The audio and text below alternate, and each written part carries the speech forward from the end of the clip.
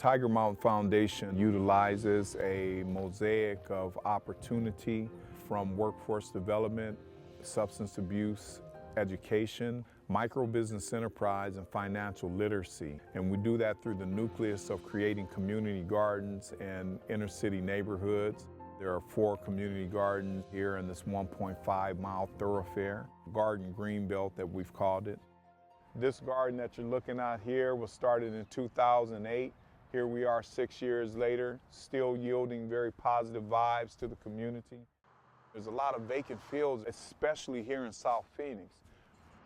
It changes from being a dumping ground to being a place that has people and that has living things growing and that is safe to be. There are shelters, and just the fact that you have growing things and there's water circulating makes for a much cooler environment. Not only we could convert these vacant fields, but also take these vacant fields and turn them into some type of opportunity that could become a legacy for the community.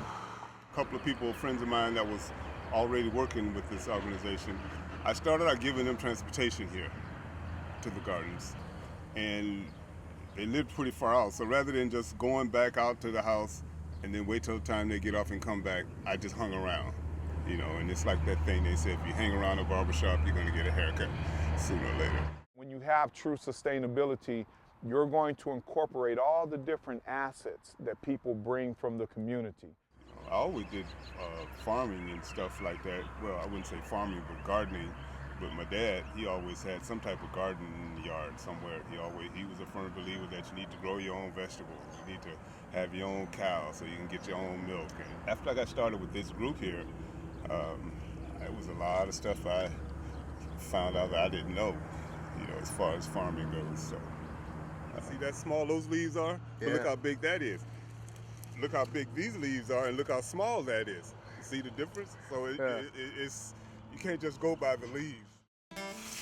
One way to empower the people that we identified was to be able to take this produce from these vacant fields into over 8 farmers markets. There's kind of a community of people who know each other. There's been cooperation from local restaurants, local farmers markets. They tend to work together. I've been impressed by what a strong community there is. A lot of the people who live in the community don't have the accessibility of just hopping in their vehicle and driving to the local market to purchase nutritious produce that's a little bit overpriced for them.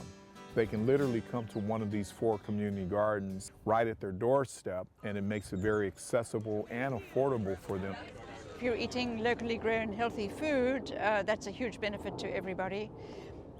Certainly the area is kind of a food desert, so this is all the more important to have fresh carrots, fresh radishes. But it also, there's the possibility of neighborhoods getting interested, and then you're going to get a whole community of growers. Stuff out there, guys, and all of these different people, they're neighbors who buy 5-foot by 100-foot plots. They can keep 100% of the produce for their families. Water is the biggest issue. We started taking past water delivery boxes from Salt River Project and putting those in old ditch lines, and then we bring them back into our field.